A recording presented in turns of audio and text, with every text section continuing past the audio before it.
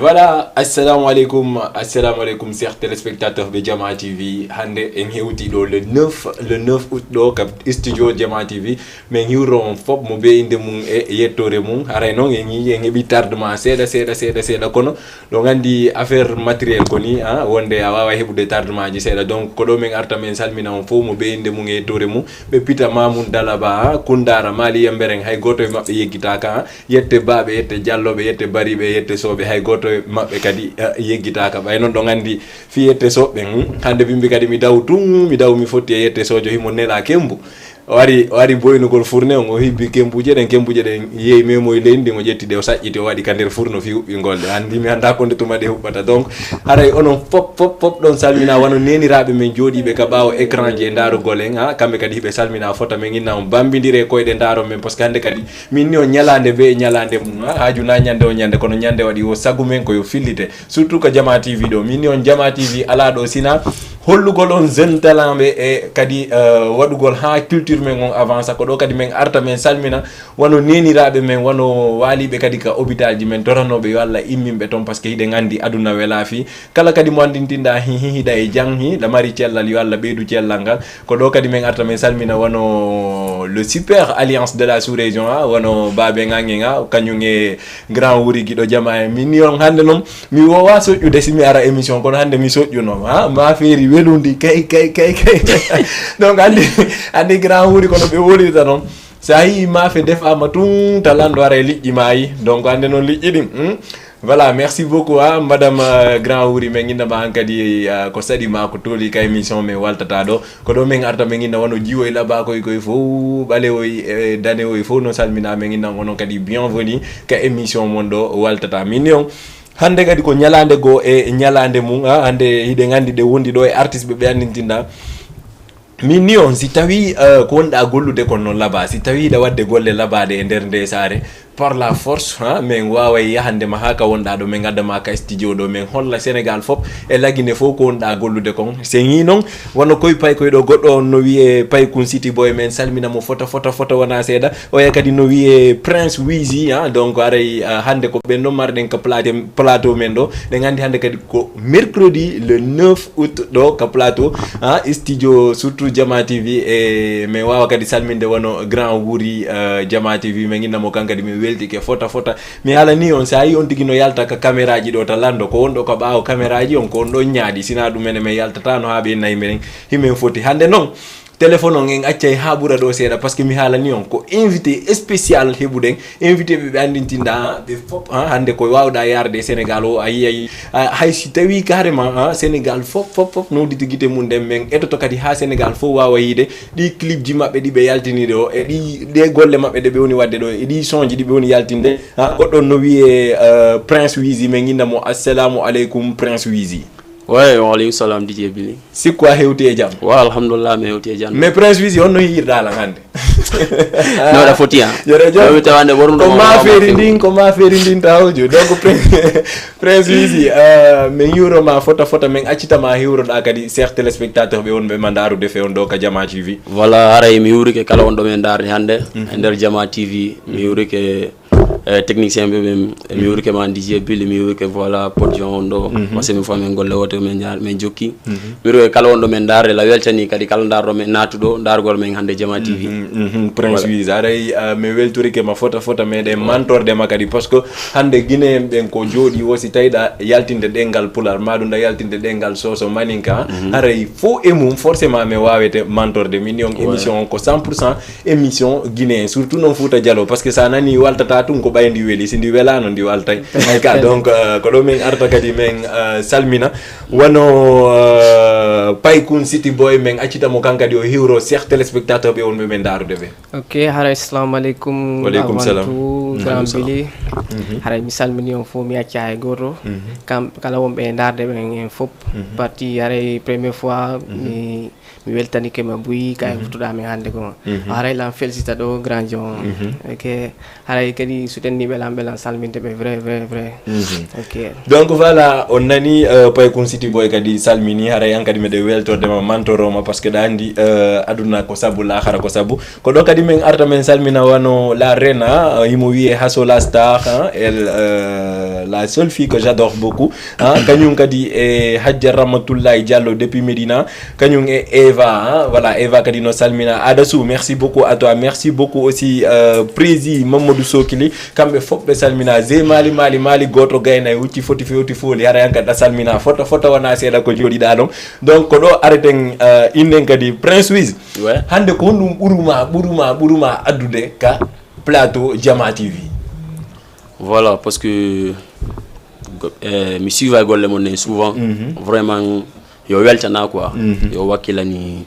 nouveau génération wonɓe jawde e nder culture men o par ce que kono noon kadi toɗa sawri woni an ya gollude rek ala hebde waltotoɗoma e affaire promotion ça ira pas quoi bien sûr wata yaade noon il faut que wawa yidde wawɓe golle ɗen jokkuɓe golle ɗen fi wallugol jama o yidde e moɓɓe voilà sa nani Jama TV ɗum an ara halkallanni ko ɗon haalakal gasi quoi allez-y merci beaucoup Prince Wiz sinami fayu haray en exclusivité ɗa andi ɗa mari clip keso mo tinda min nay o yalti c'est la première fois haray da wada démarche on fi arugol ka télé ga holla men on clip donc minen kadi me weltori clip on fota entre nous en dari clip on de ngandi carrément ko clip wadi do clip mo tinda ko clip photo do donc avant tout d'abord mais landoma taw hande Prince Wiz ko clip ji jelu marda e ko num burma motivude e musique tam musique parce que depuis que je suis petit mi marsidi artiste ɓeno artiste ɓe hande ɓe annanta hoorema phénomène marsida eno arla woni tammoɓe wonɗo on quoi tu vois mais ari on tumas comme Paykun c'était à Gambie et tu di Fulani wonɗo wadde hande Boz Eje voilà mene wonduno koñ goto si ɓe yahi studio men jokkaɓe si ɓe waɗi concert koñ quoi voilà après comme ça ɓen jooɗo mais yo tam daari mi tawi no foti quoi depuis on tumas ça a été à 2014 après hunde welilan actuellement la mari 2 clips premier clip on ça a été sorti en 2020 en 2020 premier clip en tout cas depuis 2014 hunde welila mais hunde kala no wodi tammu quoi hunde kala tammu hewtayno allez-y donc Prince Wiz anati et musique est-ce que par exemple je peux dire enen guinéen ben et surtout enen fulbe ben hande si a yehi ha ini danatu de musique premièrement de ngandi parents be men be jabata mais avec toi est-ce que c'est le cas ou pas mawbe ma ben ils sont d'accord avec ça ou pas? Non, yandi feja ko wiida ko surtout enen fulbe ben a heɓa difficulté ji mum e mum buy quoi hay sawni na mawɓe maɓe atta probléme ji goo haala jimɓe ɓen nder quoi ara ɓe wiya voilà surtout sawri woni ara mawɓe yande ene mawɓe men bawiraɓe men ɓe wono bawiraɓe men ɓen si woni tum mawɓe diina voilà andi ɗo génération ji ni faamu voilà na go tum quoi sa jokki rek après yimɓe ɓe garta e ɓawa wiya ɓiɗɗo alaji kaari on walla ɓiɗɗo ceerno kaari on tu vois no jokki ɗum ɗon nata ha heɓa difficulté ji mum mais min fenoto mi jokki mi wono difficulté ji mum mais min la seule chose ko ɓe haalilan tami fimu tami yaru a faami Allah wallilan gatta mi ala wadde non alhamdulillah on tigi depuis ɗon uddi noppi ɗin fewi mi guiteɗe minne ɓe voilà ɓe uddu noppi mabɓe ɗum ɓe ferma min komi hiiɗi ko la wadde na saabu fimugol yara walla saabu goɗɗum heɓo objectif e mum voilà ɗum waɗi hami jokki mais hande Prince Wiz sifano woɗirɗa ɗo ni déjà on côté ɗon mbeɗe wawi jaɓude mais comme par exemple mi jonnete exemple goto hande an ayni hariɗa wondi e talent ji ɗi anditinɗa ko waɗa eɓe musique donc est-ce que hande par exemple ko yaɗa ha fewdiɗa ɗo ɗin talent ji ɗi wallitadema ou pas andi enen fof e wolay par exemple hande ɗa wawi arde Jama TV ɗo maɗum enen ɗiɗo golliden ko e nder ko gollideten kon yaha ha tawa joni Prince Wiz si tawi a heeyi mo sah ko probléme est ce que noon joni Prince Wiz min saabu no mi yonnomo wallirde noon hande kadi est ce que Prince Wiz yiltitoto wallugol lammin est ce que avec toi e ɓen talent ji ɗin talent ji luttuɗi ɗon c'est le cas har ɓe wallitadema ou pas wono ɓemɓe mi wonduno ɗon 2013 quoi c'est que moi oui de comme werndiri depuis 2015 mais werndiri et tout e ko eji yatino yaltude mabbe kambe nayo har ko be nayo ko e tout eji bari wan baba sara si e tout vidéo kango tigi mo haalde e tout eji bari wan baba sara voilà ko dido mabbe hebi succès mum be adido be acciti goto on har ko kayira on baba sara kayira on quoi mais depuis 2015 me yidara hande simi yidi simi explique ni be tout hay simi albe sabo non peut-être be andi tiralan sabo non be butala waltorde sabo non landi saybe wada rek bay men hebar taw sans jour on hewtar taw kam yidata quoi. OK en tout cas men kadi men burtite encourager de donc joni en essayer décortiquer clip mo wadda on Prince Wiz si tawi grand wuri clip Prince Wiz on himo laati don haray daway men mo wadande men décortiquer clip on STG Entertainment.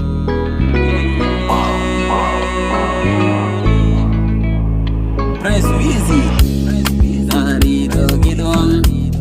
Odo won gidon. Nari do gidon. Obe tu bi watata ning. Jungo ange jungo magoto itata. Wallahi kogonga. Gigol ange sedata.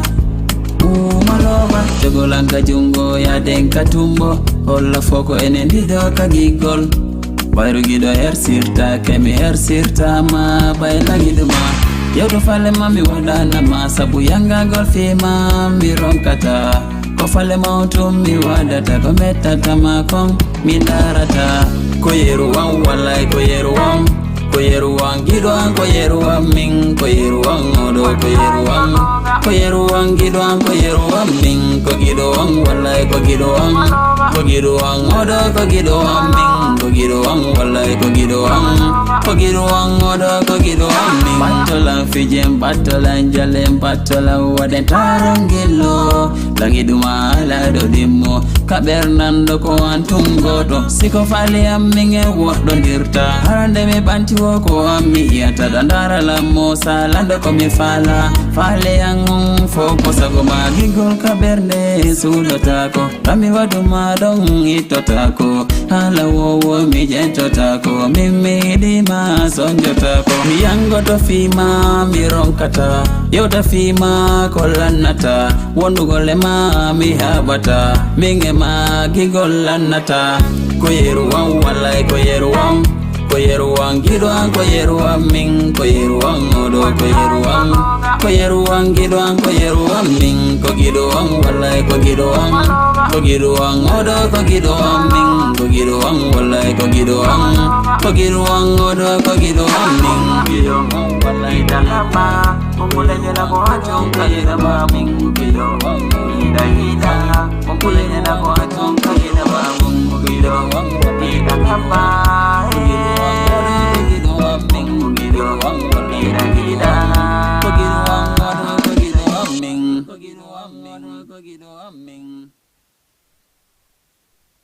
Prince Wiz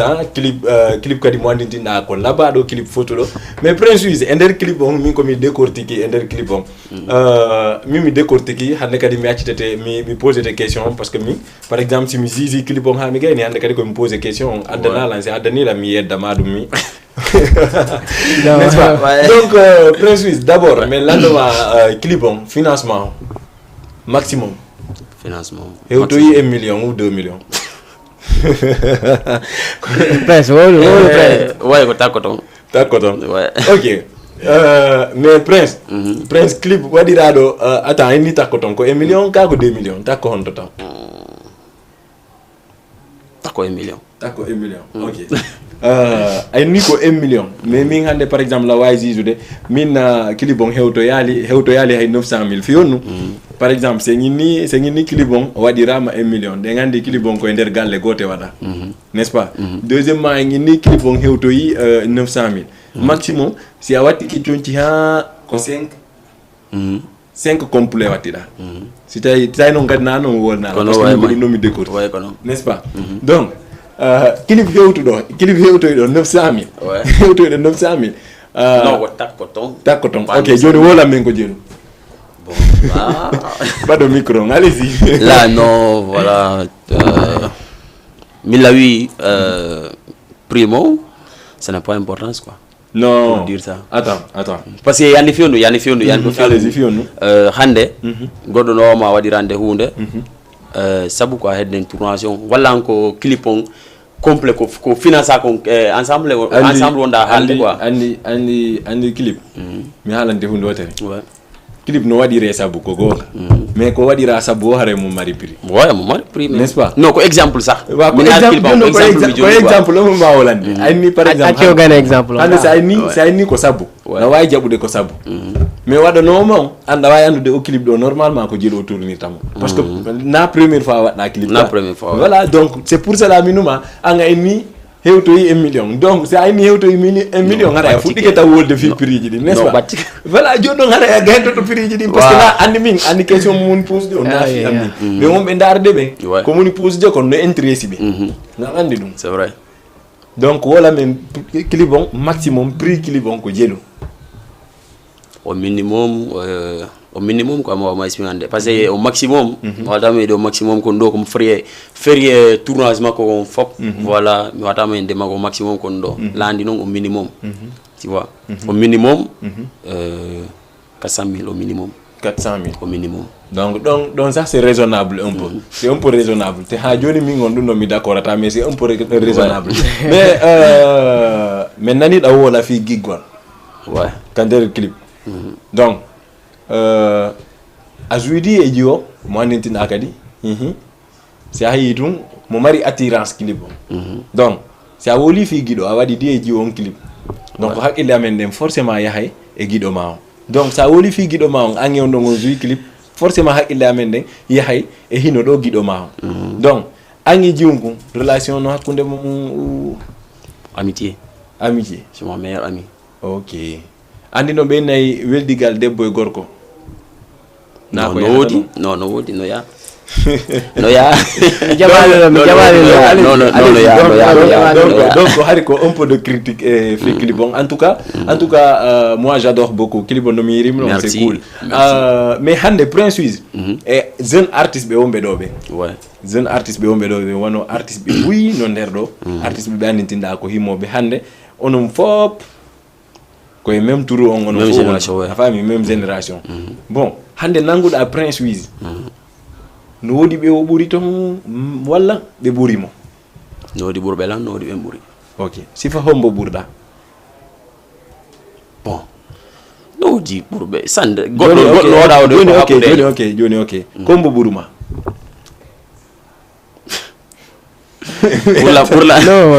pour la marde succès quoi non andi musique c'est woli fi musique forcément ko fi succès wonde n'est-ce pas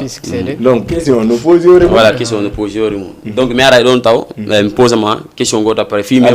wado me répondre ama quoi c'est que musique on goddo no ama burirde hunde wotere ara o burima nebude mum premièrement deuxièmement mo burma soutenance troisièmement mo burma moyen non tati goddo no burma wawma parce que musique mo burima moyen forcément que ɓurrete heɓde succès par ce que fiyon nu ɓurɗoma moyen kala somme mo waɗi o wannaymo clip vraiment non clip no tawa eko ɓurta yawde lansude quoi ya lance o sans que ya waɗa clip yawa heɓde on sens donc mais artiste ɓe ɓen clip no doit ko ɓuratama yawde lansude jonon clip ɗon ko moyen landi vraiment musique déjà no landi moyen normal quoi mais ça ron dahiɗi mais prince habbo mi kalama nokku a woli fi clip mo 400 000 te mi la gandi ɗo yaltimɓe clip mo 300 000 ah no ouais n'est-ce pas ça peut et pourtant ɓe cartonnude ouais je le sais joni ko fiiɗum waɗi sila c'est que si minima 400 000 on na yoɓo na ko fi en tout onen haalde quoi financement clip on fo mais alama fi 400 000 na komi yoɓi tourna e ɓen kon tu vois ko fi ensemble on fo onen haalde donc on 400 000 on paɗe jino donc min coñcian ensemble jian momi waddi on amoɓe amen voilà comme yobi kon déplacement jian tu vois non faut ko ensemble on mais o clip do ala déplacement arrête clip mo nder galle goto wada mais on appartement do mi lumo ok surtout andi zone o ma clip o min be yerube mi andi ben sa joni be lié ayoba na be transport a fami mais par exemple si clip on wadama lié goto ay ni ayobi transport haray ko nde wotere yobuda ka transport nde wotere mi yobi aller retour mako aller retour ango min e jiwo nge makki o mo e amobe amendi do voilà e wonorɓe goo kadi ka équipe ton e jiwɓe ayi woɓɓe kadi yaltiti nder ton mais noon tun ko taxi 2 taxi men jetti aller retour ɓeeɗa jetti oɗa jetti taxi aller retour tu vois ɗum noon fof appartement ko yoɓa ay ga watta coñji ko sodanɗa amoɓe ma paɗeji mabɓe voilà jiwo mo wadduɗa on et cetera ay ga e piiji goo kan noon nder ton ayi donc joni noon e raɓɓindina e haala kan ko hombo ɓurɗa ko hombo ɓurma ha joni kaka question man non non ko yeeso laaɓata quoi golle ɗe yaltinta ɗum noon ok ko si yeehi ha yeeso golle ɗe yaltinta quoi ɓurama sege goɗɗo ya ɓuramo talan o ɓurama sens mais attends habbo prince habbolan mi walle habbolan goɗɗo ɗa ɓuramo talan o ɓurama sens ko gonga mais andi an kon noni a famari ko moni wolde ko woni an ko homboni min mi ɓuuri quoi voilà an forcément e nder ou bien an musique monɗa wadde on ko ɓaawo tun jokkuɗa a wawi tun woni boɓi iwtira ɓaawo fiyon no wiyaɗa non c'est parce que ça si minima an nowoɗi ɓe ɓurɗa ayni la nowoɗi ɓe ɓurɗa nowoɗi ɓurɓe ma mais hande kadi c'est ayni min par exemple hande la wayde lam ɓuuri lamso lam ɓuuri DJ Diawo grand wuuri ɗo lam ɓuuri mo a faami voilà andi mi susimande mais ay ɗum noon an kam ɓuurlan andude ɓen ɓuuri e ɓurɓe lam non même pas bawi yande fiyo num lannolan fiyo par ce que an ka promoteur jo a faami a addiɗo artiste ɓe ɓuyi ga a faami ga simi ar ɗo hande ya sati artugol artiste ɓe goo min degui lan sati artude ɗo a faami ɗum noon ko a watta systéme non mais non na min komi andi écoute lan andi no woodi ɓen ɓuuri no woodi ɓurɓe lan et c'est la vérité joni habbi c'est simple joni question pour yo laaɓo joni en woolay fi youtube ma o youtube ma o ɗamari combien d'abonnés et combien de vues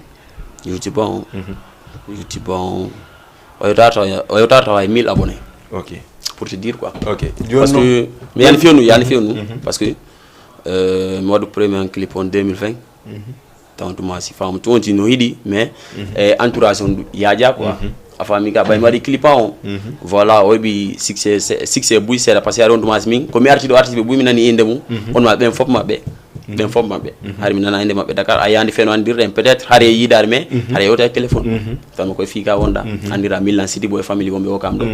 a faami on ma so yewta on téléphone mais taw on ma groupe ji ɗi ɗo fof groupe amen o waɗi clip groupe amen o yaltini clip e nder groupe ji woni ɗo ha Médina groupe amen on ɗuma so yaltini o clip 2019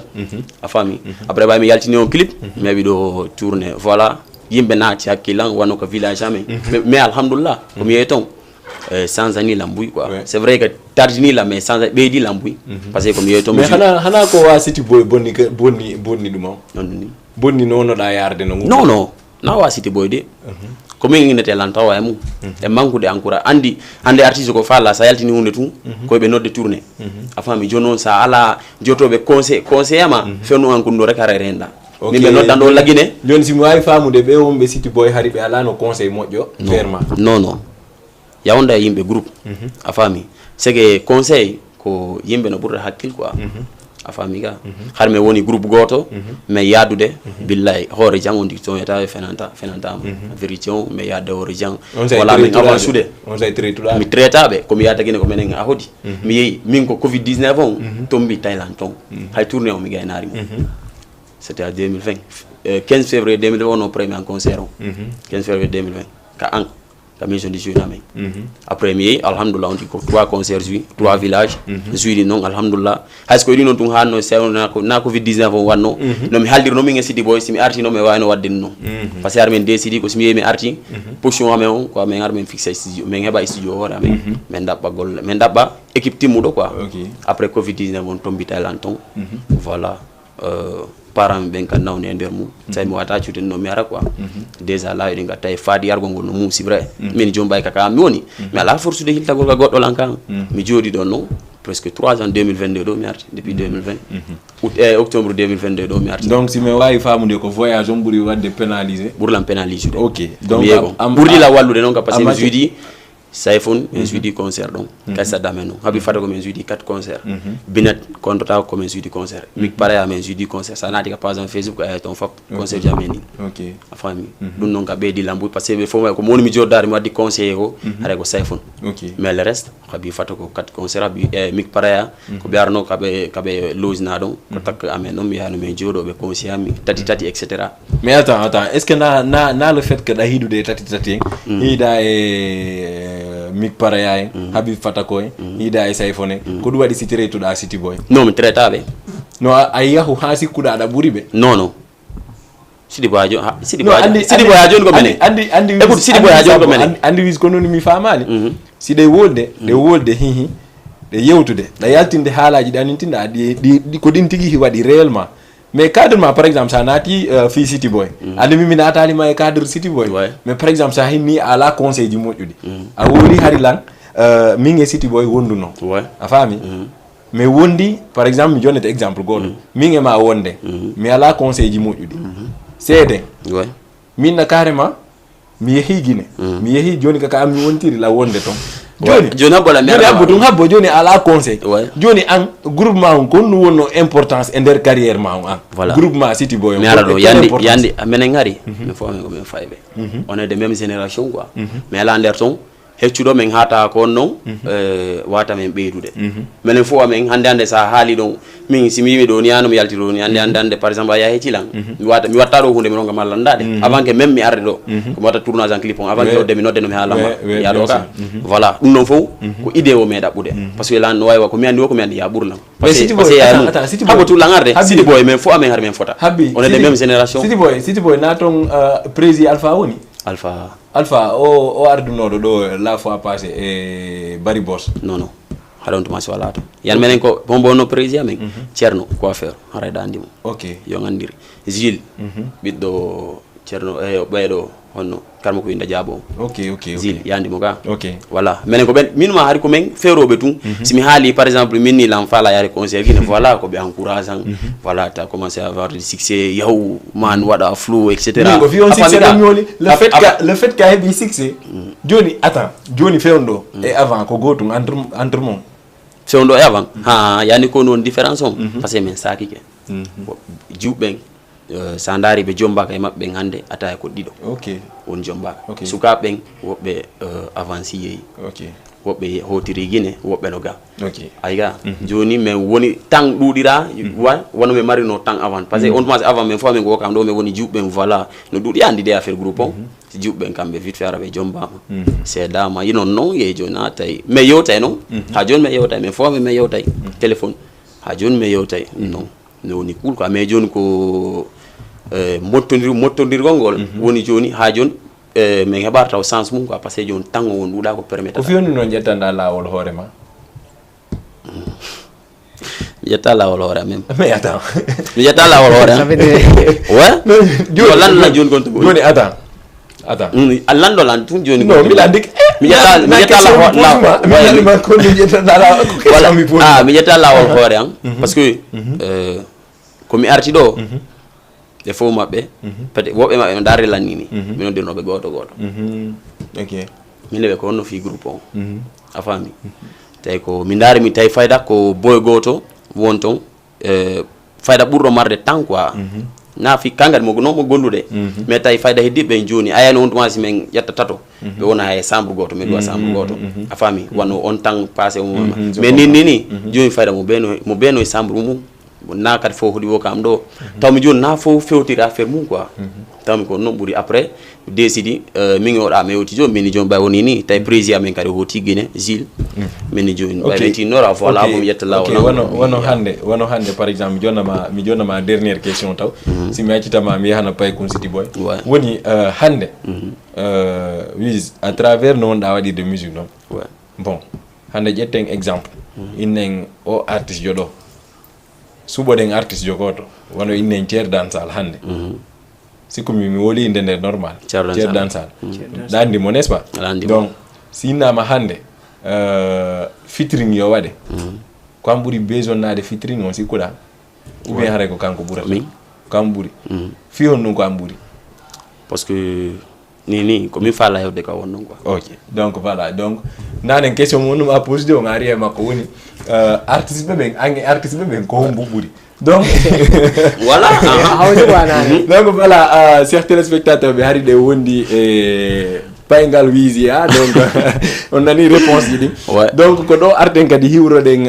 Paykun City Boy me nginama encore assalamu alaikum ka plateau Jama TV. Ok, haray ko walik salam min taw. Donc Paykun City Boy hande la ngandi onon fo en exclusivité wonon do dido on fo mo beno mari clip keso an kadi e ndari day kadi clip ma on enen fop ndari de mo kanta mi ndari no mo donc si buri do en décortiquer mo avant tout d'abord même pose ma question ji sedaji woni hande ko honnum addi Paykun City Boy honnum addi dum den inde Ko honnum addi den inde don ko fi minati santerjo a woni santerjo dum woni ko dum artiste ko wonda artiste jo ko du wadi si jambitida Paykun depuis lawna avant depuis law ko no be noddira no Paykun City Boy donc be noddirdema dum ko dum min kadi mi noddirma ko du wadi si dam pose ma question ko hondum buri addude dum non parce que ça ni ko musique on tum ay ni avant dum kadi hari be noddirdema dum donc hare no wodi goddum go ko addi dum harana musique on non n'est-ce pas no gayga goga donc réellement Paykun City Boy ko honto iwi ko honto iwi dum ko groupe on amen men arrangement di comme comme Paykun comme Paykun to ko ni wona Paykun ni joto yewta fi da jalda hande dum rek mo hoy go ara mais non mais Paykun City Boy déjà mi nani inde nen ma hida ko mata ko ba ma hida ko mata ko oui bien sûr okay. Donc imagine toi hande awoni himo nen ma hida babe ma hida est ce que dum barka sikula peut-être no barka wonde kadi non awata andi mi ko fionu mi wata jabude peut-être ko parce que c'est sûr que c'est anati mum hande kadi musique woni golle ma fionu parce que dar de plateau a wolde fi musique ma on wadde clip ji te mede ngandi clip a hoccata clip artiste be marbe clip be par exemple nouvelle génération do marbe clip be nga da way be kontude n'est-ce pas oui, donc da finance de min budi e der musique mo watta donc hande hida wadde clip ji hida yangade fi dum non fo babe ma hida nen ma hida no laba ma barka ka barkata donde non wadi compliqué fere grand non ko be adda réponse joni hande mi lando to mawdotere an sida yaltude sida première musique mo am ko yaltinda musique ko babe ma andi ko dum be wima première musique on mi yaltinimo mais babe an manam mi ne kam be ala problème on pardon mais be hida bay ko dum jabida oui be hida be non bay fere ala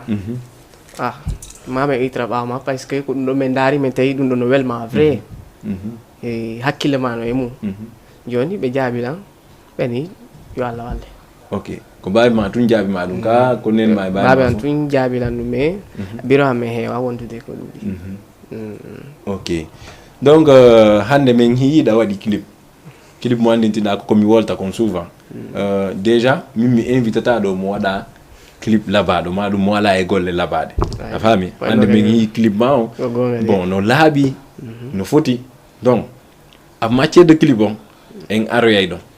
mais kanta par exemple hande ko wawda dogude fi wada clip on kon fop mais landotoma hande ko mbo réaliser clip on taw réaliser clip on e ko grand joango to réaliser clip on ankadi ko sabu ko sabu ayoba non mi yobi de ok donc Paykun City Boy e ndaro e clip ma on si aren décortiquer clip on ange artiste be ngadi wono ange o do nyaan no way marsude donc grand wuri jox ma Paykun City Boy ndaro en au clip do décortiquer mo aren poser mo question ji si c'est bon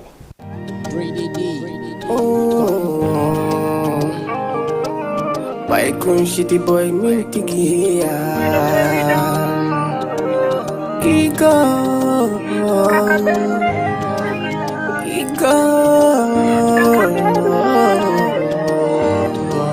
life in a yurumi yidin dirbe in a yurumi gida wono Paykun hanja dudum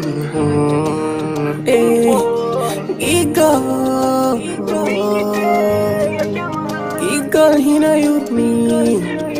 giggle hino musi giggle kaka bende werna giggle hino musi hino wonde sonja hino wonde lette angadana girl hino de jemofo hara hida mijo hida waloto hida talo hida mijo Nufo ko fi bay hida hidi goddo mimmo mi hidi on hida ndetto yandi wadde jaloux yandi du tout jaloux bébé du tout jaloux on hina musi giggle hina wadonyo nyande waili ndinga sikai sanzata Wande wailo hara hida welti Wande wailo hara hida jala Hida mantofiyo mintu Bairi komi wani neto Yandi munyo Hina yurmi Walla hino yurmi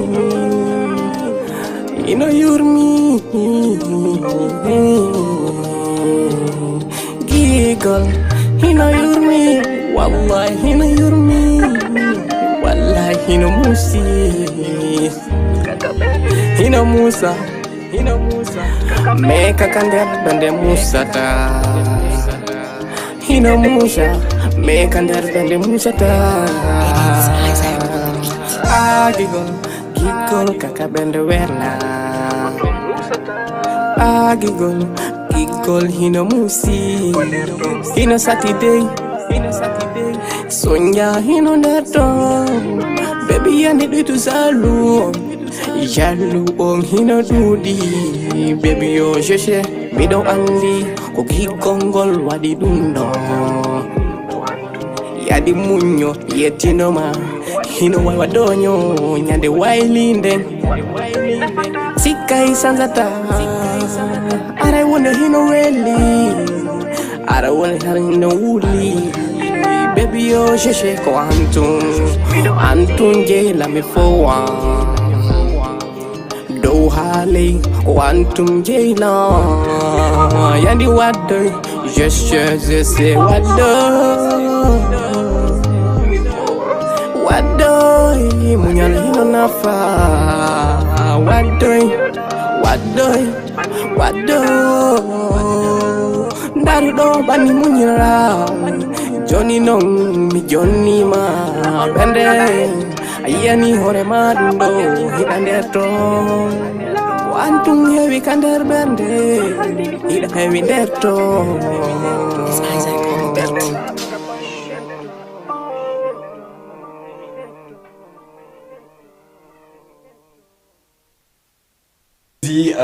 Endayarwi Paykun City Boy kankadi clip labado photo do surtout engi crème clip on donc ko clip kadi mo andintinda hande ko wawda natude kander page mako ay clip on donc Paykun City Boy men landuma ankadi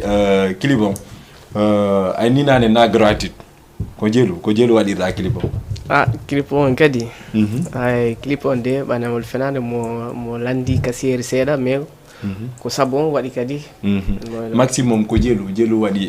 wadi da clip on ko labu poy clip on tigi oui ko 180 ouais. Wow, c'est grave en clip mo 180 ay biri ko labiri ni mi donc non ko sabu tigi mais Paykun City Boy hande par exemple mais nani da wola message jalousie giggle bernde ande kander bernde donc ko message on bo falda lansude don ou bien ko histoire on bo da vécu kander aduna ma ha tawa hande awawa hebude si fako pikko ko yonda yaltinde do sugadum ko relation ji wonde relation ji yimbe ka relation non hay wonde manan si mini relation ji hare relation ji yimbe e relation ji anno tawa donc en véritablement ko to ituda mi véritablement mais bi sugadum ay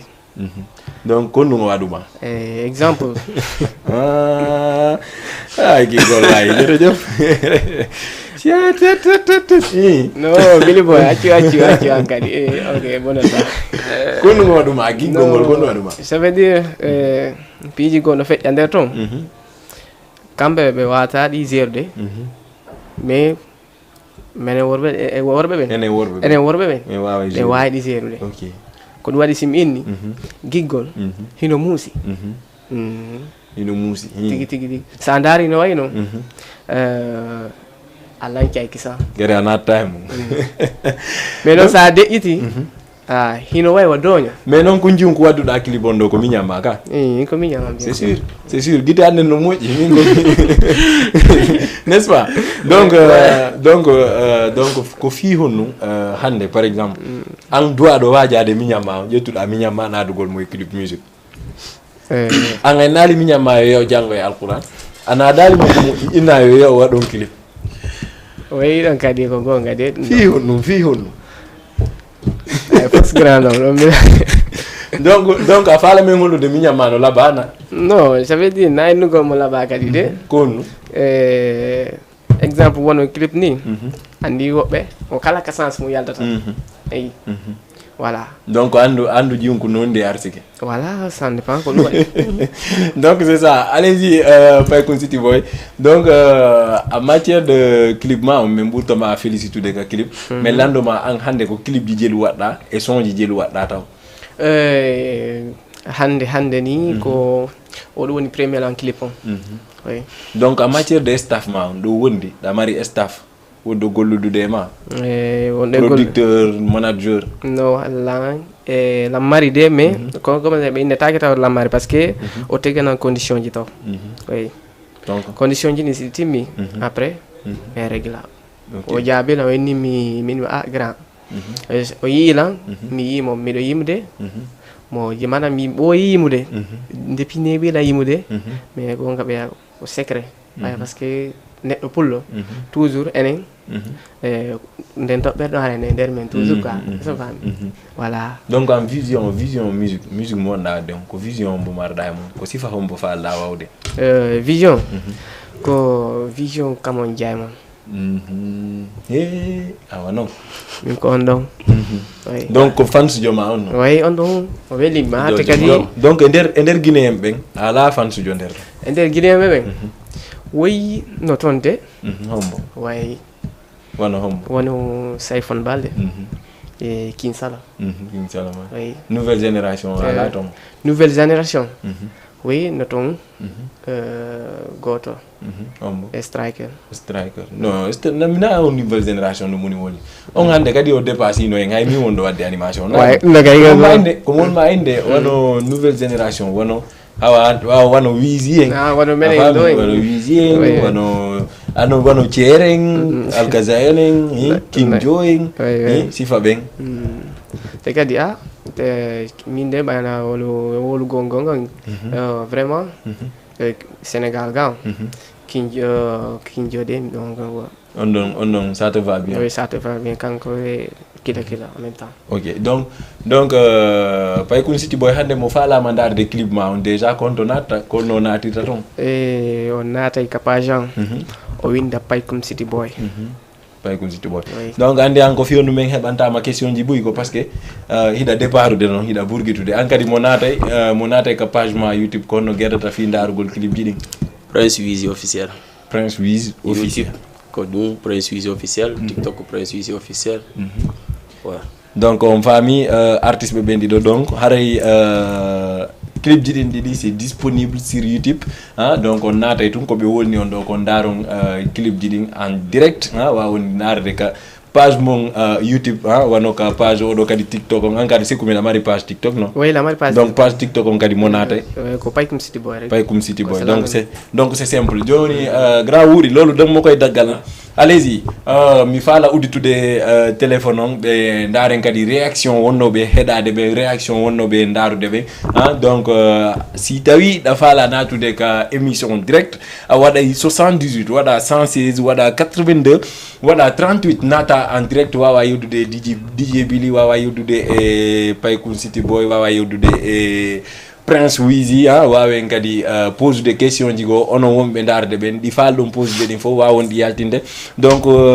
si tawi kadi grand wuri ɗa wondi han ɗa waylan hokkude clip striker goto si ɓuuri ɗo seeɗa daranan clip o gandatanɗa donc ɗo kadi min arta min andita wano l'homme s'appelle Hassala Star Petit Boy. Merci beaucoup aussi à ma petite sœur tellement adorée hande hari mo yeeyi ka remise des diplômes bac ji ɗi mo wiye Halimatou Niani. Merci beaucoup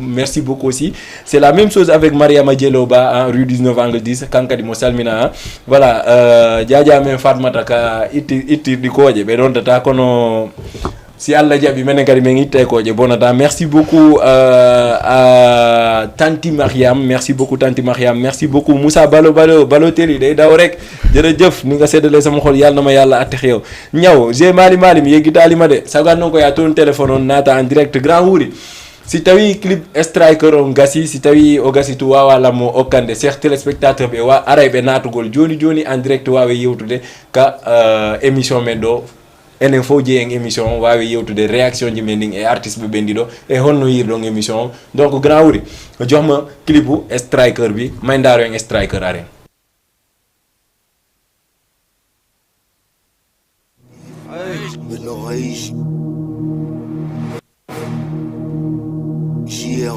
Yeah. Striker. Yeah.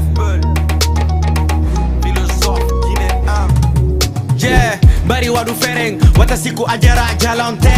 aduna ko fus batu nyola haisi kwa jamonter ko ya wonu sereng wona nedo wondo wo jalante gonga koko halete kona wona wondo wo gonga halante iya no ka t-shirt les ennemis sortent par la petite porte je prophète dit à la kill point hala kanote di buri Rick Ross je suis le boss mono holy tuba mum kill sort miro kene mimi hula goto miro buri sari siko bono poto fu be ganata zero talent il force miro buri mbodi tuba mono modi miro wali sudi ga kamono lugi budde mono udi bu momi sogi alla dandu kuddi arsike mi noddi miro buri mbodi tuba monno moddi miro wali suddi gay ka monno luggi budde monno uddi bu e momi sogi alla dandu kuddi arsike mi noddi mido fala yawdi mido fala bel villa mido fala nabo nene jarambe hajoya berdeno jalbi no rawniri wabira mido yobi ne di juldi ni ko dum mi andira batamono kausari jo fini bono mokodomo hebatae anko be ngonyo Watamono, kausari jo fini bono Mokodomo, hebatae anko bengoyo Ay so yehi karmo ko mami ferma ko miro buri buto wata goto huto mimi hula goto ko mi karmo ko mami fusa poto sida joji loto si mi no di noto lando onko goto no dire la koto poto kwa poto miro mari no pisari emba hida joji koto sori matu sora anko jite sura jo fini no bono buyo kausari na fala mundu kausara na figi jo hino mapi kausori on ganye kono hidon andi hidon kansori fi men jala andano men tampiri hakil masi fadi fere made yagata udonki nakatungu yagata ale anna bajo kalle habata golle golirade yingo fata mimi wonti sari bay bono dudi men tubino mido buri finto watatawa yanko mi suudino mido fala jawdi mido fala bel villa mido fala nabo nene jarambe hajoya berdeno jalbi no rawniri wabira mido yobine di juldi ni ko dum mi andira watamono kausari jo fini bono mokodomo hebatae anko be ngonyo watamono kausari jo fini bono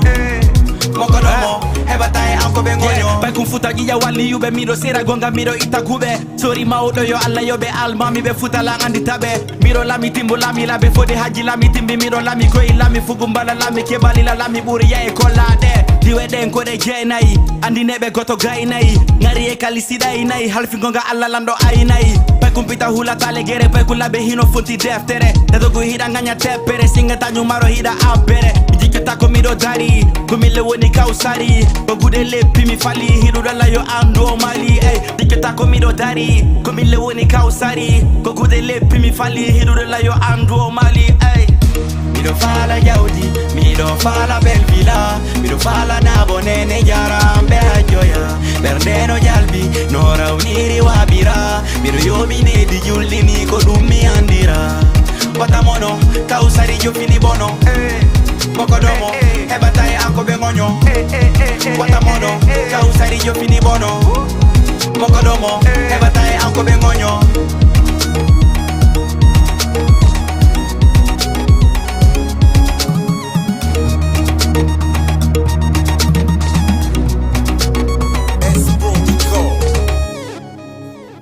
Et voilà, Ndaro Striker, hein, Kaosari. Merci beaucoup, Striker. Hein. En tout cas, Mihalani, on doit avoir des 78, wadon 116, wadon 82, wadon 38, naton en direct, wadon adu des réactions du morning et émission. Hein. Merci beaucoup,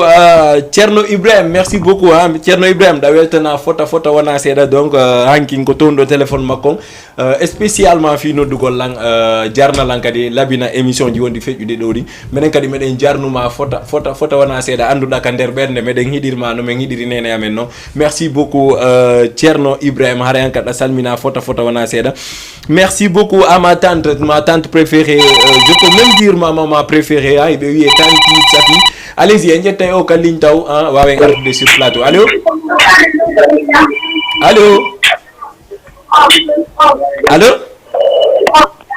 Ay waay waxal waay allo ay waay Allah koni fuɗɗorɗa an kadi sa noddi a jogoto ɗon. Allez-y, merci beaucoup, hein. Toujours on waɗay 78 waɗon 116 waɗon 82 waɗon 38 naton en direct wawe yewtude ka plateau ɗo yewten fiɓe artiste ɓe men goɗɗon no wiye Prince Wizi, goɗɗon kadi no wiye Paykun City Boy. Min on hande ko invité spécial mi heeɓi ɗo, invité mo andintinɗa artiste ɓe ɓen ɗiɗo mo yiɗa wayne koya ɓuuri oya naate ka page ji maɓɓe YouTube wawo darde clip ji maɓɓe ɗin par ce que hiɗon andi golle guinéen jon toujours harayno laaɓi. Donc ko Paykoy kadi koye tinda hikoy puusude culture guinéen on fino yara yeso. Donc onon kadi ete ƴetton téléphone ji mon ning noddo wawo ɓeydande ɓe conseil ji. Merci beaucoup Khadja Mariam, merci beaucoup Yaya Fass, voilà Yaya Fass kadi no salmina fota wana seeda. Diallo Mamadou, merci beaucoup à toi, merci beaucoup Khasimiou, Elaz Mamadou depuis Rebeuss ankadi a salminaka donc a salminama andi wonde hara meɗen fati ha min no ko mafitiga mo mittiri koje on grand wuri sa jabarama def li yeb kono gonga ma andi on tigi si jomba e jombu wala bingawal. Merci beaucoup Mamadou Diallo no salmina fota Hassala Boy a yeggita ka Hassala Star Petit Boy avec toute l'équipe de Star Petit Boy ko pay ko anditinda kambe kadi ko artiste be sifa mon wombe wadde golle labade et culture guinéen. Merci beaucoup aussi Eva depuis rue 4 kadi no salmina avec mes deux emails Adama en Khawa Eva et Adams haray depuis rue 19 angle 8 onon kadi don salmina photo wana seda dan andi non grand wuri a prépare notola mboma fotudo o mboma mi anda ko no yimirimo ko no de kono daru don dum mboma fotudo o kanala mo Hasanatu la reine de mon cœur kankadi o je kan la ngandi depuis o nato ka concert mboma do min gontigi hande kadi on diga la hebude janka suudu a waɗay toon yennugol waɗu ni wartu ni a waɗay ni a waɗa yayano yonamo waɗa yayano. Donc allez-y grand wuri si c'est bon adde dalan mboma on joni wawi mokkude Hasanatu la princesse du jour kanko minitiri o émission ɗo. Allez-y jonnam mboma on. Mboma dari tawe dari ko personnel ni ka ko taxi ko woni wona ya hewto kama jawi may anday na tunga yara yayo na onno yarete mimmi do marisi fristis sanis vitalis ko dimi yarata hayona nene akemi yalta baba akemi yalta ko yata wo hande ko marata simi yawo ama hayona ino dombo ma woni tumande mo yari ayoni mette pas e sula ayoni mette pas e yara ayona wadu ayona sa wadai wadu ayona ajonna sa ebi occasion wadu ayona ajonna mi wadai ayona ajonna wadu ayona ajonna sa ebi mudina ayona ay sitay amay ko kanyo nyamata sa woni lando lady kolla kame ay sitay ya bolli ke ko do lutata sa anyi yimbe ma be bugo yesoma ay sitay no satti tungare wana mi wada ayona e yida yombe be nganya bombe be mi wada ayona no dombo ma woni tungande mo yari yayoni en pay pass en sula yayona emi wada yayona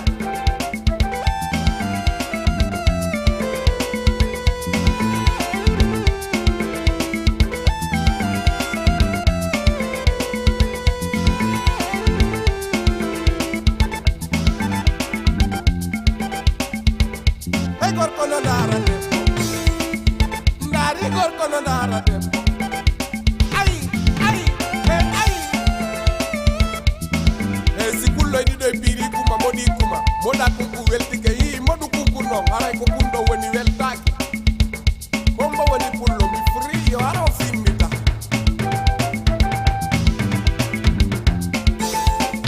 ko fiya annayi tayeɓi tay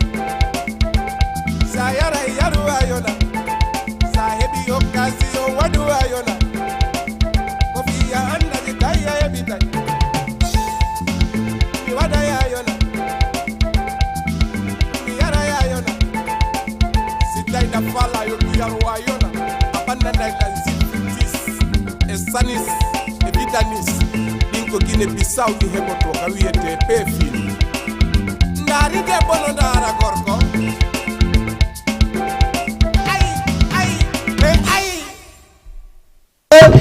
billahi merci beaucoup mboma mais weltike fota prince wis si kulloyɗi ɗo e piiri kuma kulɗum moɗi kuma anani question moɗa konko weltike aray moɗo konkunno kunno ngoy ko jiño are no kunno joni wasidi koyo jamano en ɗon par ce que an guila nane ɗawolde fingal misal si kulloyɗi ɗo e piiri moɗa konko weltike moɗo konkunno hi ɗon kay mawɓe feƴƴen ɗon non joni si jungo e hunduko piiri a nokki ɓanɗugo ngon e maɗɗingo ngon allez donc on nani misal mboma ngara donc batti arɗa allo ƴettanammo grand wuri ƴettanammo allo allah tawara ko jiwo allo wi on no wayi no marsude billahi no marsude depuis natuɗa ɗo fuɗɗi marsude yiɗa e jaam kon no wiyeteɗa e kon to on ɗa min noddude radio minte mi anduno billahi mi anduno aditilan tum kon to no woni kam o Medina merci beaucoup mi ngono ɓeɓe Medina ɗo welalan Rabia to ɓe fini kon no yirɗa émission kadi ɓe faami nolamba moƴƴa ay sukaɓe ɓen fuɗɗike kutade ɓe susta hide jiwo welɗo fois billahi wallahi ɓe artiste ɓe no ngaldinila Rabia to oɗo mo jari kutade Rabia to ko clip on mbo falɗa Sayfon Balde Sayfon on mbo e maɓɓe doyi waɗiran doyi comme waɗuma moƴƴa comme waɗuma moƴƴa comme waɗuma moƴƴa hay goto ayni noyi o waɗire doyi alay si Rabia to comme mbo mbo kanta clip on ko Ibrahima e Ramtoulaye hombo kadi ko ɓen ɗo waɗidirta doyi ɓeɗon tum ɓen noon ɓe wawa waɗidirde doyi ɓe waɗidir doyi nan allez-y merci beaucoup Rabia to clip on a yiyay mo joni sen gayni e Binta Lali so a yiyay clip on joni nan allez-y merci beaucoup voilà on nani to Rabia to ɓay noon ɗon andi artiste ɓe ɓe sustanande hitoji wara ɓe fuɗɗike mo kutade an no mbayɗa andiɗa dori goɗɗo ɗa kutade andi donc wono wonɓe men ɗo mo suɗimo souvent waɗay 78 to waɗon 116 waɗon 82 waɗon 38 naton en direct ɗon andi noon si tawi fedde de l'indépendance wiyama haqqille men ɗe fof yahay e laggine par ce que enen ko toon jeeyaɗen ɗen andi kadi ka fedde de l'indépendance laggine ɗo ɗen andi hiɗen préparanade piwum ko ganditinɗa ko piwum janduku mi duwa kay wiide piwum par ce que lan duwa wiide piwil fi on ɗum par ce que hande sa towni wano Binta Lali so anniɗa addudemo ɗo le 2 octobre ton e centre culturel Douta Seck haray enen fulɓe ɓen surtout maninkaɓe ɓen sosoɓe ɓen kala guinéejo ko wawi wontirde haray ɗa duwa notade nde ñalade ɗon donc ɗon noon min arata kadi min jonna on rendez-vous le 2 octobre ton e centre culturel Douta Seck enen e hajja Binta Lali so pati men ɓe ekkitimɓe en himmugol sa yi noon colonel Doumbouya yeehi ha décorimo enen kadi en falama mo décorude haray enen wonɓe darde ɓen foof enen wonɓe heɗade ɓen fof tawi jaɓu hersingol hoore men ko noon hersingol hoore men hande na wona leƴƴi go adduɗen ko leƴƴi men ɗin tigi wonno fulɓe ɓen sen addi on ɗon hiɗen andi on ɗon no wonani leƴƴi ɗin fof lagine hande surtout enen fulɓe ɓen ɗen doit darade fi Hajja Binta Lali Sow fi daragol noon fi makko kanko tigi o lanci message o ni le 2 octobre ko ɗo o waɗatamo enen wontirɓe Dakar ɓen fop ɗen noddita ton e centre culturel Douta Seck si tawi no moƴƴi e yahay ndaro en Hajja Binta Lali Sow aren waynodiren e ɓe artiste ɓe men si wawen fermude kadi émission men o Lali Sow.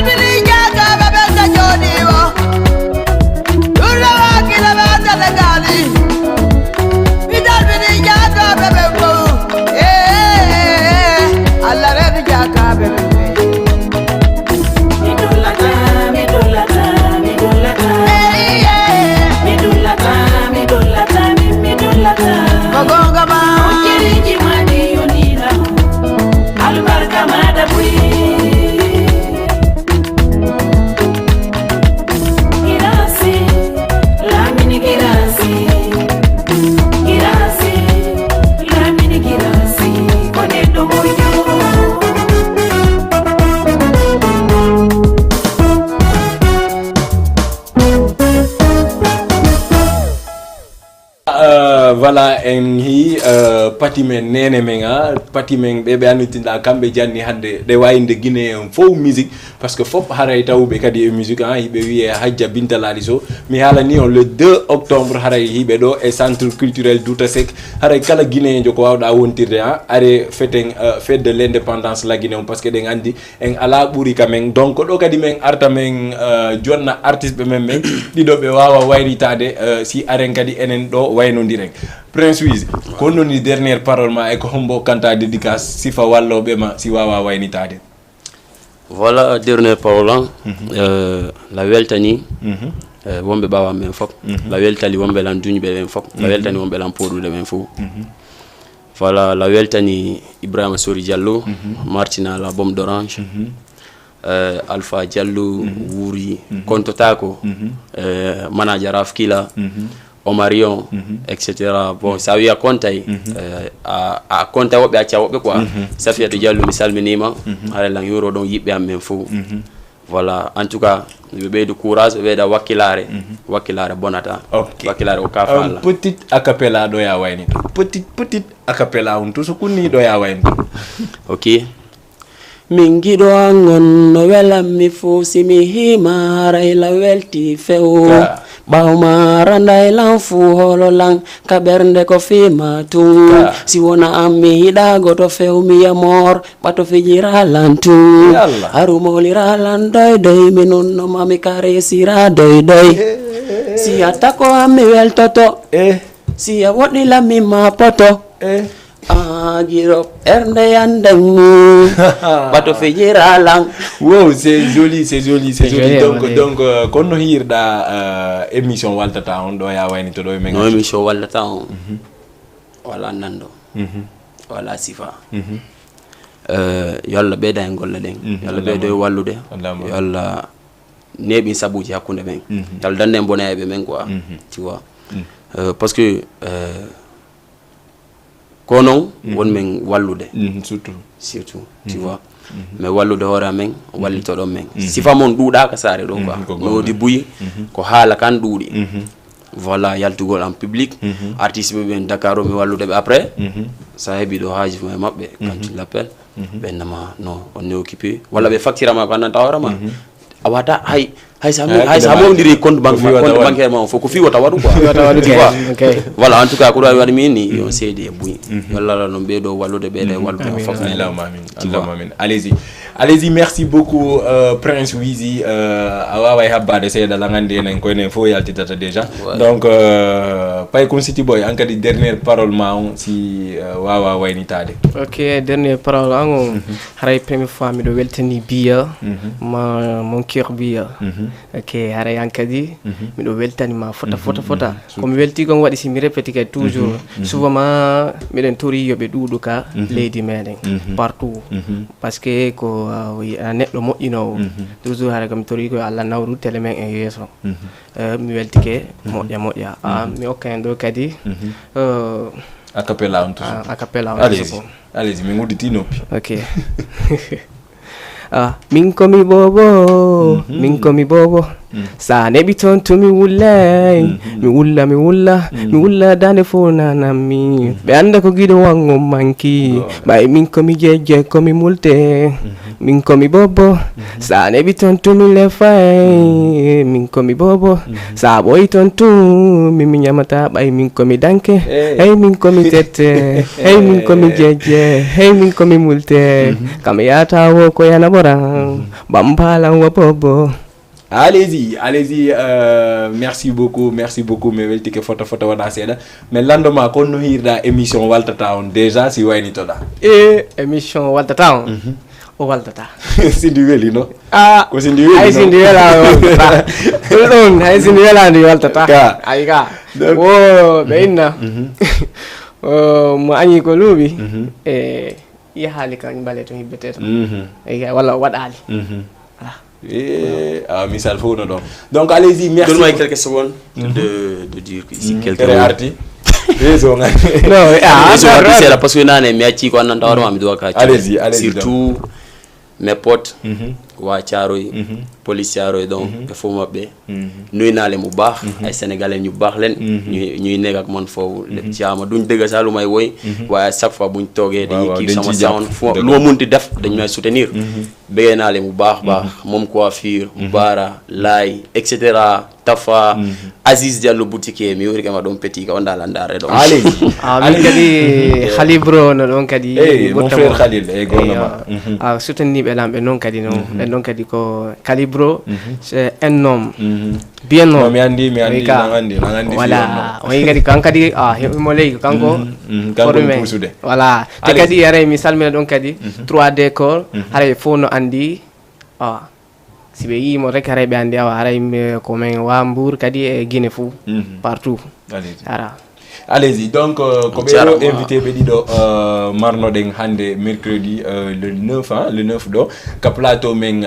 Jama TV ɗo oɗo no wiye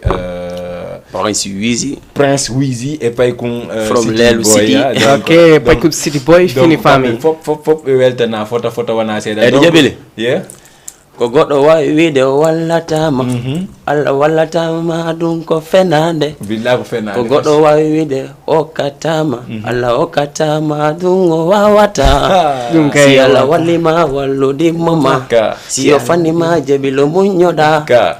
sabu muñangal bonata mo Allah wali yo ngongo anata allez donc ça se passe comme ça tous les mercredis ici sur votre plateau Jama TV tous les mercredis à partir de 17h30